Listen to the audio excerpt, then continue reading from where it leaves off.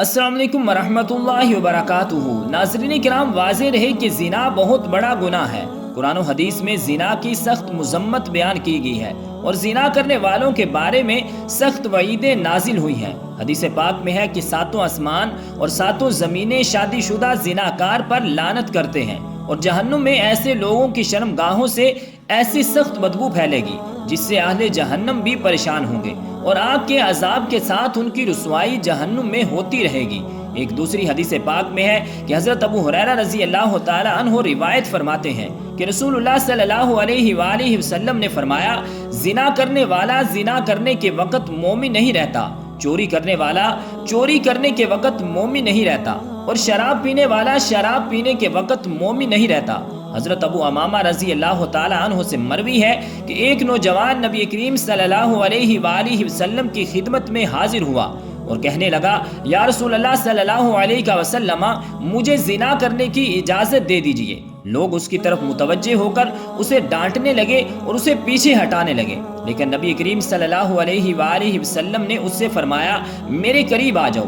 وہ نبی کریم صلی اللہ علیہ وآلہ وسلم کے قریب جا کر بیٹھ گیا۔ نبی کریم صلی اللہ علیہ وآلہ وسلم نے اس سے پوچھا، کیا تم اپنی والدہ کے حق میں بدکاری کو پسند کرو گے؟ اس نے کہا، اللہ کی قسم کبھی نہیں، میں آپ پر قربان جاؤں۔ نبی کریم صلی اللہ علیہ وآلہ وسلم نے فرمایا، لوگ بھی اسے اپنی ماں کے لیے پسند نہیں کرتے۔ پھر دریافت فرمایا، کیا تم اپنی بیٹی کے حق میں بدکاری کو پسند کرو گے؟ اس نے کہا، اللہ کی قسم کبھی نہیں، میں آپ پر قربان جاؤں۔ نبی کریم صلی اللہ علیہ وآلہ وسلم نے فرمایا، لوگ بھی اسے اپنی بیٹی کے لیے پسند نہیں کرتے۔ پھر آپ نے پوچھا، کیا تم اپنی بہن کے حق میں بدکاری کو پسند کرو گے؟ اس نے کہا، اللہ کی قسم کبھی نہیں، میں آپ پر قربان جاؤں۔ نبی کریم صلی اللہ علیہ وآلہ وسلم نے فرمایا، لوگ بھی اسے اپنی بہن کے لیے پسند نہیں کرتے۔ پھر آپ نے پوچھا، کیا تم اپنی پھوپھی کے حق میں بدکاری کو پسند کرو گے؟ اس نے کہا، اللہ کی قسم کبھی نہیں، میں آپ پر قربان جاؤں۔ نبی کریم صلی اللہ علیہ وآلہ وسلم نے فرمایا، لوگ بھی اسے اپنی پھوپھی کے لیے پسند نہیں کرتے۔ پھر آپ نے پوچھا، کیا تم اپنی خالہ کے حق میں بدکاری کو پسند کرو گے؟ اس نے کہا، اللہ کی قسم کبھی نہیں، میں آپ پر قربان جاؤں۔ نبی کریم صلی اللہ علیہ وآلہ وسلم نے فرمایا، لوگ بھی اسے اپنی خالہ کے لیے پسند نہیں کرتے۔ پھر نبی کریم صلی اللہ علیہ وآلہ وسلم نے اپنا دست مبارک اس کے جسم پر رکھا اور دعا کی کہ اے اللہ، اس کے گناہ معاف فرما اور اس کے دل کو پاک فرما اور اس کی شرمگاہ کی حفاظت فرما۔ راوی کہتے ہیں کہ اس کے بعد اس نوجوان نے کبھی کسی کی طرف توجہ بھی نہیں کی۔ ناظرین کرام، نیز واضح رہے کہ ہر گناہ اللہ تعالیٰ کی نافرمانی ہے اور اس کی اطاعت و فرما برداری سے اعراض ہے، اور اللہ تعالیٰ کا نافرمان دنیا اور آخرت میں کہیں چین و سکون نہیں پا سکتا۔ گناہ کرنے والے کی زندگی تلخ کر دی جاتی ہے۔ اللہ تعالیٰ کا ارشاد پاک ہے، اور جو شخص میری اس نصیحت سے اعراض کرے گا تو اس کے لیے قیامت سے پہلے دنیا میں قبر اور تنگی کا جینا ہوگا۔ دنیا اور آخرت میں چین و سکون پانے کا ایک ہی راستہ ہے کہ اس پالنے والے خالق و مالک کی نافرمانی کو چھوڑ کر اپنی پوری زندگی اس کی اطاعت اور فرما برداری میں گزار دی جائے۔ پھر اللہ پاک اپنے بندے کو پاکیزہ اور بالطف زندگی عطا فرمائے گا اور آخرت میں خوب اجر و ثواب سے نوازے گا۔ سورہ نحل میں اللہ تعالیٰ کا ارشاد ہے، جو شخص کوئی نیک کام کرے گا، خواہ وہ مرد ہو یا عورت، بشرطے کہ ایمان والا ہو، کیونکہ کافر کے اعمال صالحہ مقبول نہیں، تو ہم اس شخص کو دنیا میں بالطف زندگی دیں گے اور آخرت میں ان کے اچھے کاموں کے عوض میں ان کا اجر دیں گے۔ ناظرین کرام، دین اسلام میں مایوسی بالکل بھی نہیں ہے۔ انسان خطا کا پتلا ہے، گناہ انسان کی فطرت میں داخل ہے، لیکن بہترین ہے وہ شخص جو گناہ کر کے اس پر قائم نہ رہے بلکہ فوراً توبہ کر کے اللہ تعالیٰ سے معافی مانگ لے۔ نبی کریم صلی اللہ علیہ وآلہ وسلم نے ارشاد فرمایا، ہر بنی آدم بہت زیادہ خطا کار ہے، لیکن اللہ تعالیٰ کے نزدیک بہترین خطا کار وہ ہے جو کثرت سے توبہ کرنے والے ہوں۔ حضرت حذیفہ بن یمان رضی اللہ تعالی عنہ سے مروی ہے کہ نبی کریم صلی اللہ علیہ وآلہ وسلم نے ارشاد فرمایا، اے مسلمانوں، زنا سے بچو، اس لیے کہ اس میں 6 نقصانات ہیں، 3 دنیا میں اور 3 آخرت میں۔ 3 دنیا کے نقصانات یہ ہیں، نمبر 1، زنا کرنے والے کے چہرے کی رونق ختم ہو جاتی ہے۔ نمبر 2، مسلسل غربت رہتی ہے۔ نمبر 3، عمر کم ہو جاتی ہے۔ اور آخرت میں پیش آنے والی 3 چیزیں یہ ہیں، نمبر 1، اللہ کی ناراضگی، نمبر 2، برا حساب و کتاب، نمبر 3، دوزخ کی آگ میں ہمیشہ رہنا۔ ناظرین کرام، اس حدیث کی روشنی میں پتہ چلا کہ زنا کرنے والوں کو دنیا میں سخت ذلت و رسوائی سے دوچار ہونا پڑتا ہے، جن میں پہلی سزا یہ ہے کہ زنا کرنے والوں کے چہروں کی رونق ختم ہو جاتی ہے اور ان کے چہروں سے ہمیشہ ذلت و خواری کی علامت ظاہر ہوتی ہے۔ ایک دوسرے مقام پر نبی کریم صلی اللہ علیہ وآلہ وسلم نے ارشاد فرمایا، تم لوگ ضرور اپنی نگاہوں کی حفاظت کرو اور اپنے چہرے کو سیدھا رکھو، ورنہ تمہارے چہروں کو بے نور کر دیا جائے گا۔ ناظرین کرام، زنا سے فقر و فاقہ اور مسکنت پیدا ہوتی ہے۔ حضرت عبداللہ بن عمر رضی اللہ تعالی عنہ سے مروی ہے کہ نبی کریم صلی اللہ علیہ وآلہ وسلم نے ارشاد فرمایا، جب حکمران ظلم کرے تو آسمان سوکھ جاتا ہے، جب زکوٰۃ روک لی جائے تو مویشی ہلاک ہو جاتے ہیں، اور جب زناکاری پھیل جائے تو فقر و فاقہ اور مسکنت عام ہو جاتی ہے، اور جب ذمہ توڑے جانے لگیں تو کافروں کو غلبہ دے دیا جاتا ہے۔ اسلامی معاشرے کی پاکیزگی کی حفاظت کرنا، ہر مسلمان کی عزت نفس اور روح کی طہارت کو باقی رکھنا اور اچھے نسب کے لوگوں کو ملاوٹ کی غلاظت سے محفوظ رکھنا زنا کے حرام ہونے کی حکمت ہے۔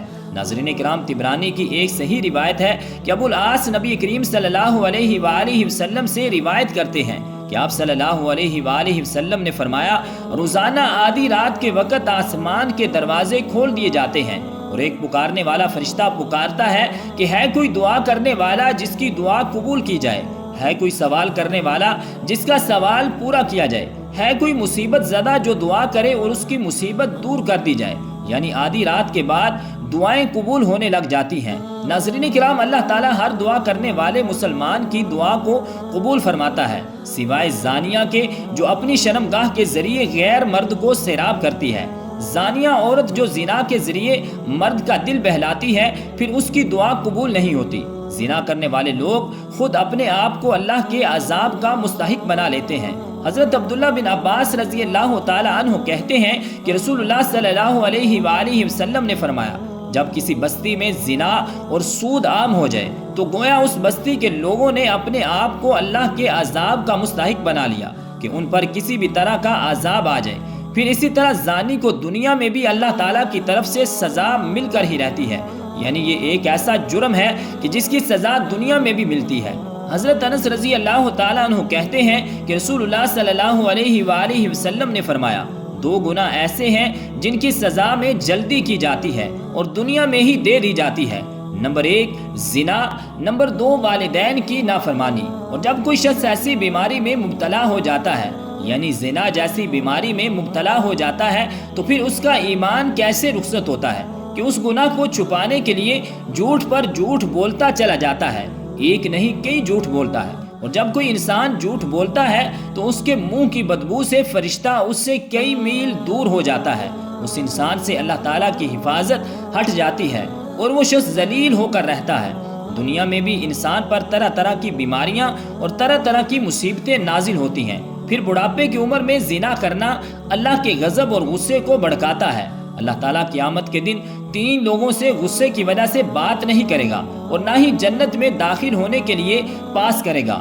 ابو معاویہ حدیث کے راوی نے کہا، اور نہ ہی اللہ تعالیٰ ان کی طرف نظر کرم فرمائے گا اور ان کے لیے دردناک عذاب ہے۔ نمبر 1 بوڑھا زانی، دوسرا جھوٹا حکمران اور تیسرا متکبر فقیر۔ پھر اسی طرح جس بستی میں زنا عام ہو جائے وہاں موتیں بہت زیادہ ہونے لگتی ہیں، یعنی موت کی کثرت ہو جاتی ہے، قتل کی کثرت ہو جاتی ہے۔ پھر اسی طرح کسی بھی غیر حاضر شخص کی بیوی سے زنا کرنے والے شخص پر اللہ تعالیٰ قیامت کے روز ایک سانپ مسلط کر دے گا۔ یعنی کسی عورت کا شوہر کہیں گیا ہوا ہے اور ظاہر ہے کہ شوہر بیوی کا محافظ ہوتا ہے، اور اب اگر وہ اکیلی ہے تو اس کو اکیلا پا کر کسی نے اس کے ساتھ اگر برائی کی، ایسا شخص قیامت کے دن اس انجام سے دوچار ہوگا۔ عبداللہ بن عمر کہتے ہیں کہ رسول اللہ صلی اللہ علیہ وآلہ وسلم نے فرمایا، جو شخص کسی غیر حاضر آدمی کی بیوی کے بستر پر آ کر بیٹھتا ہے، اس کا انجام اس شخص جیسا ہے جسے قیامت کے روز زہریلے سانپوں میں سے ایک سانپ ڈسے گا۔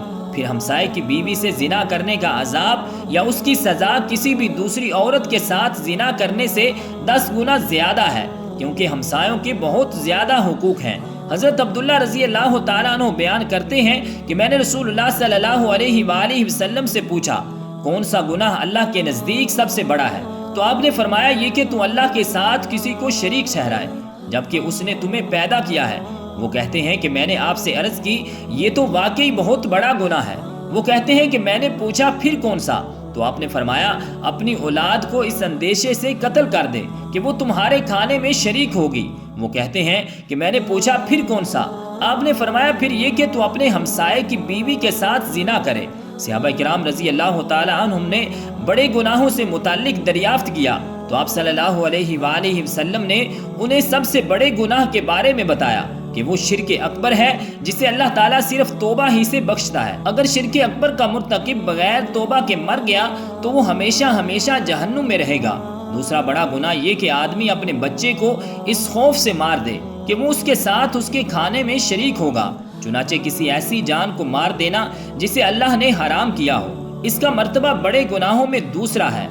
گناہ اور اس کی سزا اور بھی زیادہ ہو جاتی ہے جبکہ مقتول قاتل کا رحمی رشتہ دار ہو، اور یہ اور بھی زیادہ ہو جاتی ہے جبکہ قتل کا مقصد مقتول کو اللہ کے اس رزق سے محروم کرنا ہے جسے اللہ نے قاتل کے ہاتھ پر جاری فرمایا ہے۔ پھر یہ کہ آدمی اپنے ہمسائے کی بیوی سے زنا کرے۔ کبیرہ گناہوں میں تیسرا درجہ زنا کا ہے۔ اس گناہ کا اور بھی زیادہ بڑا ہو جاتا ہے جبکہ جس سے زنا کیا جا رہا ہے وہ ہمسائے کی بیوی ہو جس کے ساتھ شریعت نے حسن سلوک، نیکی اور اچھی محبت کی نصیحت کی ہے۔ حضرت مقداد کہتے ہیں کہ رسول اللہ صلی اللہ علیہ وآلہ وسلم نے اپنے صحابہ سے دریافت فرمایا زنا کے بارے میں تمہارا کیا خیال ہے؟ صحابہ نے عرض کی زنا کو اللہ اور اس کے رسول نے حرام قرار دیا ہے، لہٰذا وہ قیامت تک حرام ہے۔ پھر آپ صلی اللہ علیہ وآلہ وسلم نے صحابہ کرام سے فرمایا ایک آدمی اگر 10 عورتوں سے زنا کرے تو یہ گناہ اس سے کم ہے کہ آدمی اپنے ہمسائے کی بیوی سے زنا کرے۔ ناظرین کرام، نبی کریم صلی اللہ علیہ وآلہ وسلم کی حدیث مبارکہ ہے، آپ صلی اللہ علیہ وآلہ وسلم نے فرمایا کہ معراج کے موقع پر جب آپ نے جبرائیل سے پوچھا کہ جو مناظر آپ نے مجھے دکھائے ہیں ان میں سب سے پہلے جس شخص پر آپ کا گزر ہوا اس کے جبڑے، نتنے اور آنکھیں گدی تک لوہے کے آلے سے چیری جا رہی تھی، تو یہ کون تھا؟ تو بتایا گیا کہ یہ وہ شخص تھا جو صبح کے وقت گھر سے نکلتا، جھوٹی خبریں گڑتا جو آنن فانن ساری دنیا میں پھیل جاتی۔ اور ناظرین کرام، اب تو میڈیا کے ذریعے ایک جھوٹ پوری دنیا میں کروڑوں مرتبہ ملٹیپل ہو جاتا ہے، اور ننگے مرد اور عورتیں جو آپ نے تندور میں جلتے دیکھے وہ زانی مرد اور عورتیں تھیں، یعنی دنیا میں زنا کرنے والے مرد اور عورتیں تندور کے اندر آگ میں جل رہے تھے۔ اور تیسرا شخص جو خون کی ندی میں غوطے کھا رہا تھا، ہم نے دیکھا اس کے منہ میں بار بار پتھر ڈالے جا رہے تھے۔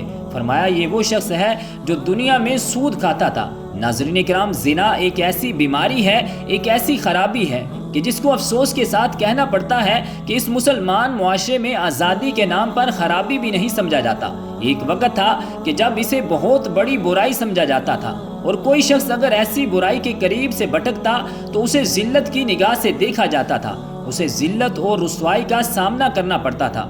لیکن اب آپ دیکھتے ہیں کہ عموماً لوگ اس کو برا نہیں سمجھتے، یا اب اسے معمولی سمجھتے ہیں اور کہتے ہیں کہ اگر کر لیا غلط کام تو اس پر توبہ کر لیں گے، معافی مانگ لیں گے، لیکن کبھی یہ نہیں سوچا کہ توبہ کرنے کی مہلت ہی نہ ملی تو کیا کریں گے، اللہ نے توبہ کی توفیق نہ دی تو کیا کریں گے۔ حضور نبی کریم صلی اللہ علیہ وآلہ وسلم کی خدمت اقدس میں ایک خاتون آئی اور کہنے لگی کہ مجھ سے گناہ ہو گیا ہے اور میرے پیٹ میں ناجائز بچہ ہے۔ آپ صلی اللہ علیہ وآلہ وسلم نے فرمایا میں کیسے مان لوں کہ تو نے بدکاری کی ہے؟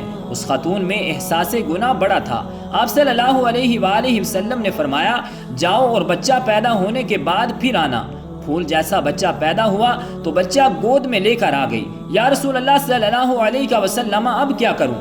تو آپ صلی اللہ علیہ وآلہ وسلم نے فرمایا کہ غلطی تیری ہے، اس بچے کی نہیں، واپس جاؤ اور اسے دودھ پلاؤ، اور جب روٹی کھانے لگے تب آ جانا۔ صحابہ کرام رضوان اللہ علیہم اجمعین کہتے ہیں کہ جب 2 سال بعد آئی تو بچے کے ہاتھ میں روٹی کا ٹکڑا تھا، اور جب آئی تو رونے لگی اور کہنے لگی اے اللہ کے رسول صلی اللہ علیہ وآلہ وسلم، ساری رات مجھے نیند نہیں آتی، یہ گناہ چبھتا رہتا ہے اور مجھے پریشان کرتا رہتا ہے، اور اگر آج میں مر گئی تو اللہ کی بارگاہ میں کیا جواب دوں گی؟ نظر کرم فرمائیں تو آپ صلی اللہ علیہ وآلہ وسلم نے فرمایا کہ بچہ ایک صحابی کو دے دو اور اسے کہو کہ اس کی اپنے بچوں کی طرح پرورش کرنا۔ پھر فرمایا کہ اس خاتون کو باہر لے جاؤ اور پتھر مار مار کر سنسار کر دو، یہاں تک کہ وہ انتقال کر گئی۔ آپ صلی اللہ علیہ وآلہ وسلم نے 2 صحابیات کی ڈیوٹی لگائی اور فرمایا کہ اسے اٹھاؤ، غسل دو اور اسے کفن بھی پہناؤ، اور جب یہ کام ہو گیا تو حکم ہوا کہ صفیں سیدھی کر لو، میں خود اس کا جنازہ پڑھاؤں گا۔ تو صحابہ کرام رضوان اللہ علیہم اجمعین نے عرض کی، اے اللہ کے نبی صلی اللہ علیہ وآلہ وسلم، آپ اس کا معاذ اللہ جنازہ پڑھائیں گے؟ تو میرے پیارے آقا صلی اللہ علیہ وآلہ وسلم نے اس خاتون کو معاشرے سے کاٹا نہیں، بلکہ آپ صلی اللہ علیہ وآلہ وسلم نے فرمایا کہ تم نے اس کا گناہ دیکھا ہے مگر اس کا احساس نہیں دیکھا، اس کی توبہ کا انداز نہیں دیکھا، اس کی تڑپ نہیں دیکھی، بارگاہ خدا میں سرخرو ہونے کا جذبہ نہیں دیکھا۔ آپ صلی اللہ علیہ وآلہ وسلم نے فرمایا کہ اس نے اتنی اعلیٰ توبہ کی ہے، اگر ساری امت میں بانٹ دو تو اللہ تعالیٰ سب کی بخشش فرما دے گا۔ ناظرین کرام، ایک نوجوان صحابی جسے ماعز رضی اللہ تعالیٰ عنہ کے نام سے جانتے تھے، ان کی شادی مدینہ منورہ میں ہوئی تھی کہ ایک دن شیطان نے ان کو پھسلایا،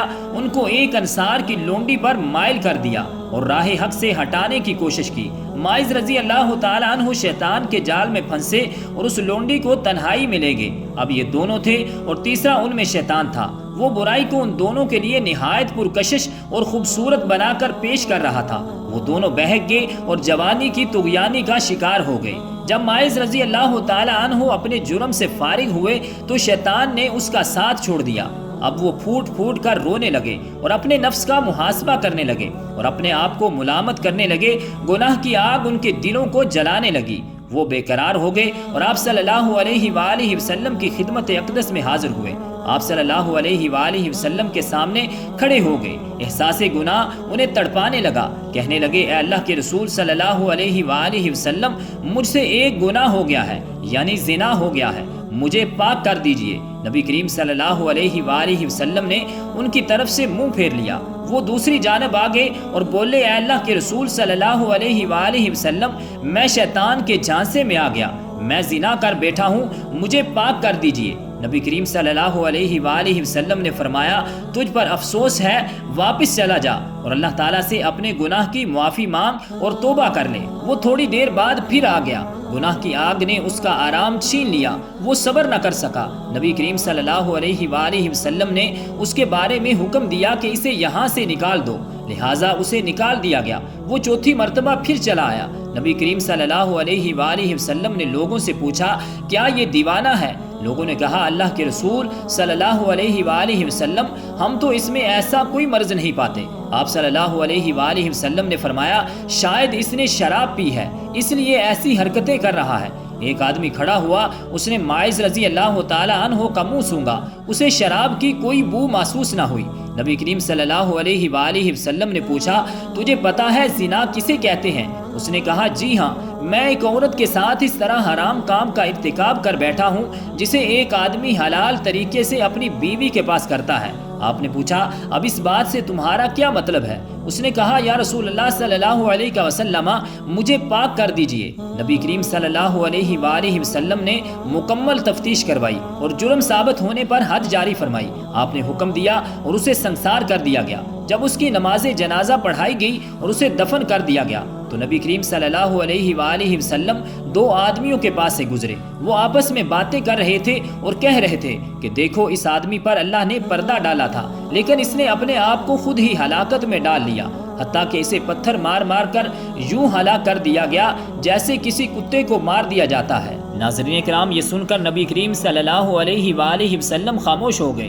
پھر تھوڑا سا آگے ایک مردہ گدھا پڑا ہوا تھا، اسے دھوپ نے جلا دیا تھا اور وہ پھول گیا تھا۔ جب نبی کریم صلی اللہ علیہ وآلہ وسلم نے اس گدھے کو دیکھا تو پوچھا، فلاں فلاں آدمی کدھر ہیں؟ وہ دونوں بولے، اے اللہ کے رسول صلی اللہ علیہ وآلہ وسلم، ہم یہاں ہیں۔ تو آپ صلی اللہ علیہ وآلہ وسلم نے فرمایا، اترو اور اس گدھے کا گوشت کھاؤ۔